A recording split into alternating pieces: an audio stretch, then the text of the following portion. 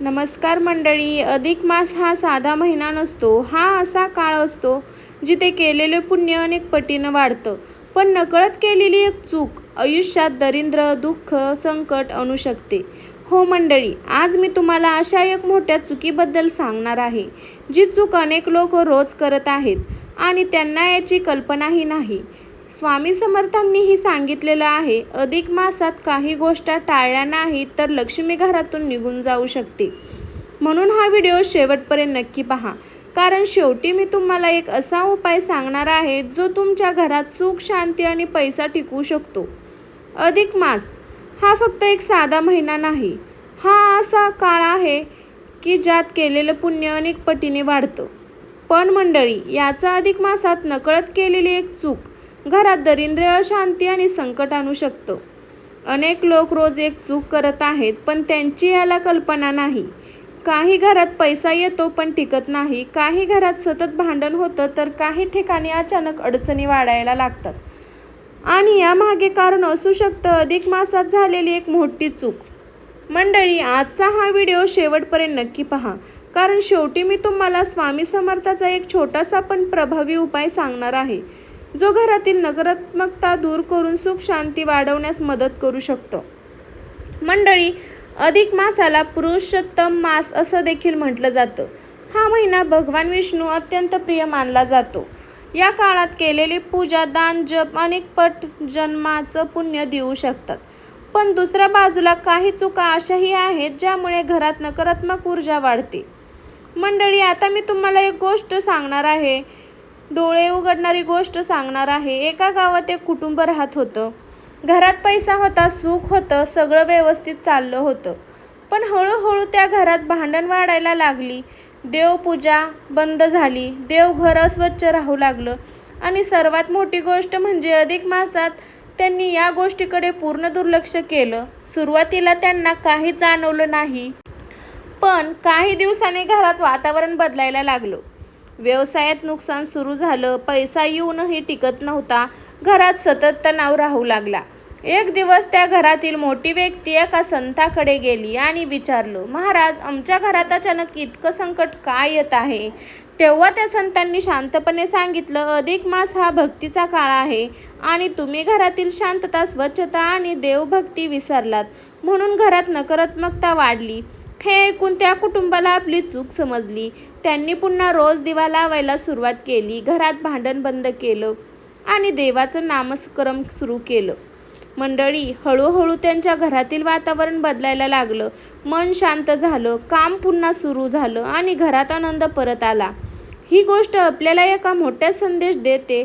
अधिक मासात श्रद्धा, शांतता आणि सकारात्मकता खूप महत्त्वाची असते. मंडळी, जर तुम्ही इथपर्यंत व्हिडिओ पाहत असाल तर एक गोष्ट नक्की आहे, तुमच्या मनात देवीविषयी श्रद्धा आहे. म्हणून कमेंटमध्ये आत्ताच लिहा श्री स्वामी समर्थ. आणि स्वामी समर्थांनी तुमची श्रद्धा असेल तर व्हिडिओला एक लाईक नक्की करा, कारण तुमचा एक लाईक आणि एक कमेंट ही भक्ती ऊर्जा आणि लोकांपर्यंत पोहोचू शकते. मंडळी, चॅनलवर नवीन असाल तर स्वामी भक्ती शक्तीला सबस्क्राईब करून बेल आयकॉन नक्की दाबा, कारण इथे तुम्हाला रोज मिळणार आहे भक्तिमय कथा, राशी भविष्य आणि स्वामी समर्थाचे प्रभावी उपाय. चूक नंबर 4, अन्न वाया घालवणे. मंडळी, अधिक मासात अन्नाचा अपमान करणे हे अत्यंत मोठी चूक मानली जाते. आजकाल अनेक लोक ताटात जास्त अन्न घेतात आणि नंतर तेच अन्न फेकून देतात. पण मंडळी, अन्न हे फक्त जेवण नसतं. अन्नाला आपल्या संस्कृतीत अन्नपूर्णा देवीचं प्रसाद मानलं जातं आणि ज्या घरात अन्नाचा आदर केला जात नाही तिथे हळूहळू सुख आणि समाधान कमी होऊ शकतं असं मानलं जातं. विशेष अधिक मासात दान, सेवा आणि अन्नाचं महत्त्व खूप वाढतं. म्हणून या काळात शक्य तितकं अन्न वाया जाऊ देऊ नका. ताटात तेवढंच घ्या जेवढं तुम्ही खाऊ शकता आणि शक्य असेल तर गरीब किंवा गरजू व्यक्तींना अन्नदान करा. मंडळी, अनेक संतांनी सांगितलं आहे, जिथे अन्नाचा आदर होतो तिथे लक्ष्मीचा वास कायम राहतो. म्हणून आजपासून एक छोटी सवय बदला, अन्नाचा आदर करा, कारण अन्न हेच जीवन आहे. मंडळी, अधिक मास हा फक्त पूजा आणि व्रतचा महिना नाही, तर हा दान, सेवा आणि मानवतेचा महिना मानला जातो. पण आजकाल अनेक लोक फक्त स्वतःपुरताच विचार करतात, गरजू लोकांकडे दुर्लक्ष करतात. मंडळी, धर्मग्रंथामध्ये सांगितलेलं आहे की अधिक मासात केलेले दान अनेक पटीने फळ देतं. विशेष गरीब, भुकेलेले किंवा गरजू लोकांना मदत करणे हे अत्यंत पुण्याचं काम मानलं जातं. ते मोठं दानच असायला हवं असं नाही. एखाद्याला अन्न देणे, पाण्याची बाटली देणे, गरजूंना कपडे देणे किंवा मनापासून मदत करणे हे सुद्धा मोठी सेवा असते. मंडळी, अनेक वेळा आपण मंदिरात मोठी पूजा करतो, पण आपल्या आसपास गरजू व्यक्तीकडे लक्ष देत नाही आणि हाच फरक पडतो, कारण देव फक्त मंदिरात नसतो तर प्रत्येक गरजू माणसांमध्ये असतो. स्वामी समर्थ ही सेवा आणि देवाला खूप महत्त्व दिलं आहे. म्हणून अधिक मासात शक्य असेल तेवढी मदत करा, कारण दुसऱ्या चेहऱ्यावर हसू हेच सर्वात मोठं पुण्य मानलं जातं. आता मंडळी, तुम्ही म्हणाला, स्वामी समर्थाचा एक छोटासा पण अत्यंत प्रभावी उपाय सांगणार आहे. हा उपाय श्रद्धेने आणि शांत मनाने केला तर घरातील नकारात्मकता कमी होऊ शकते, मनाला शांती मिळू शकते. मंडळी, दररोज सकाळी किंवा संध्याकाळी स्वामी समर्थाच्या फोटोसमोर तुपाचा दिवा लावा आणि तेलाचा दिवा पण लावू शकता. यानंतर हात जोडून 11 वेळा मनापासून म्हणा, श्री स्वामी समर्थ, श्री स्वामी समर्थ, आणि त्यानंतर स्वामींना मनातील चिंता सांगा. मंडळी, अनेक भक्तींचा अनुभव आहे की नियमित नमस्कार केल्याने घरातील वातावरण शांत होऊ लागतं, मनातील भीती कमी होते आणि सकारात्मकता ऊर्जा वाढायला मदत होते. विशेष अधिक मासात हा छोटा उपाय श्रद्धेने केल्यास मनाला खूप समाधान मिळू शकतं. आणखीन एक महत्त्वाची गोष्ट, उपाय करताना मनात राग, द्वेष किंवा अहंकार ठेवू नका, कारण स्वामींना सर्वात प्रिय असतं स्वच्छ मन आणि खरी भक्ती. म्हणून मंडळी, दररोज काही मिनिट स्वामींचं नामस्मरण करा. जिथे स्वामीचं नाव घेतलं जातं तिथे आशा, विश्वास आणि धैर्य कायम राहतं. मंडळी, अधिक मास हा फक्त कॅलेंडरातला महिना नाही, हा स्वतःला बदलण्याची, वाईट सवय सोडण्याची आणि देवाजवळ जाण्याची एक सुंदर संधी आहे. आज आपण त्या 5 चुका पाहिल्या, त्या नकळत आपल्या हातातून होत असतील तर आजपासून त्या थांबवण्याचा प्रयत्न करा. घरात शांतता ठेवा, देवघर स्वच्छ ठेवा, अन्नाचा आदर करा आणि गरजूंना मदत करा. कारण मित्रांनो, खरी भक्ती फक्त मंदिरात नाही तर आपल्या वागण्यात असते. लक्षात ठेवा, वाईट वेळ कायम राहत नाही, पण श्रद्धा आणि विश्वास कधी सोडायचा नसतो. स्वामी समर्थावर विश्वास ठेवा, कारण जिथे स्वामींचं नाव असतं तिथे आशा कधी संपत नाही. अधिक मासात हा अत्यंत पवित्र, पुण्यदायी महिना मानला जातो, पण या काळात नकळत झालेल्या काही चुका घरात दरिद्र, अशांती, संकट आणू शकतात. त्यासाठी हे 5 चुका अजिबात नकळत पण करू नका आणि सावधान राहा. मी आता तुम्हाला अधिक मासाची संपूर्ण कथा सांगणार आहे. तर पुराणानुसार एखाद्या वर्षातील सर्व महिने देवामध्ये मानायचे होते, पण अधिक मासाला कोणताही देव मन देत नव्हता. त्यामुळे अधिक मास दुःखी झाला. लोक त्याला मालमस म्हणत आणि शुभ कार्य करत नसत. दुःखी होऊन अधिक मास भगवान विष्णूकडे गेले आणि म्हणाले, प्रभू, मला कोणी मान देत नाही. माझ्या काळात लोक शुभ काम टाळतात. माझे जीवन निरर्थक झाले आहे. भगवान विष्णूंनी त्यांची दया आली.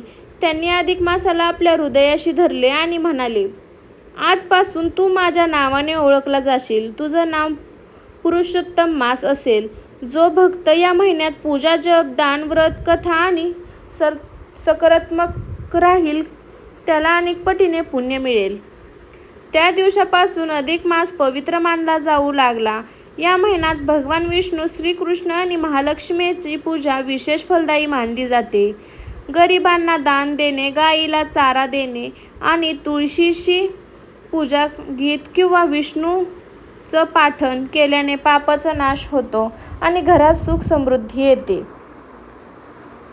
कथा शिकवण. अधिक मास आपल्या शिकवतो की ज्याला जग कमी लेखतं त्याला देव योग्य वेळ आल्यावर सर्वोच्च मान देतो.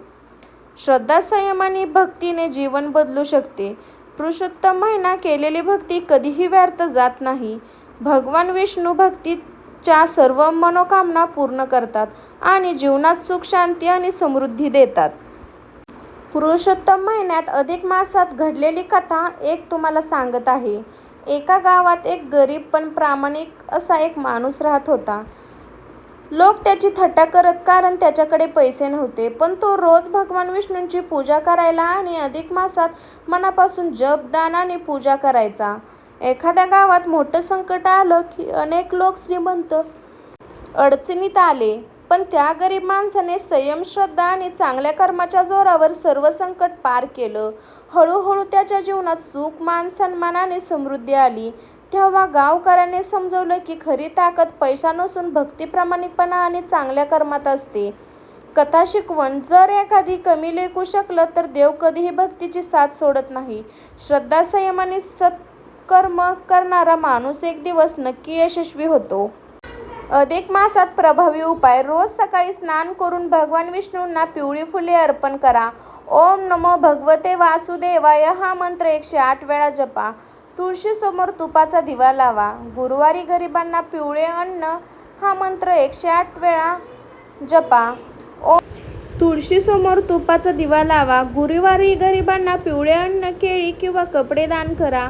गाईला हिरवा चारा किंवा गूळ चपाती खाऊ घाला. घरात भांडण, राग आणि वाईट शब्द टाळा. शक्य असेल एक वेळ उपास करून भगवान विष्णूंची कथा ऐका. रात्री झोपण्यापूर्वी हात जोडून मनापासून प्रार्थना करा, हे भगवान विष्णू, माझ्या घरात सुख, शांती आणि समृद्धी कायम ठेव. अधिक मास श्रद्धेने केले त्याचं फळ अधिक पटीने भेटतं. अधिक मास श्रद्धेने केलेले छोटेसे सकारात्मक अनेक पटीने फळ देते. भगवान विष्णू भक्तींच्या जीवनात अडथळे दूर करून आनंद आणि यश देतात. म्हणून मंडळी, हा व्हिडिओ शेवटपर्यंत नक्की पहा, कारण शेवटी तुम्हाला मी असा उपाय दिलेला आहे की जे करून ते तुम्हाला फायदा होईल. तर स्वामी समर्थावर विश्वास ठेवा, कारण जिथे स्वामींचं नाव असतं तिथे आशा कधी संपत नाही. मी काजल तुमचा निरोप घेते. पुन्हा भेटू अशाच एका भक्तिमय आणि प्रेरणादायी व्हिडिओमध्ये. तोपर्यंत हसत राहा, भक्ती करत राहा. जय श्री स्वामी समर्थ सर्वांना.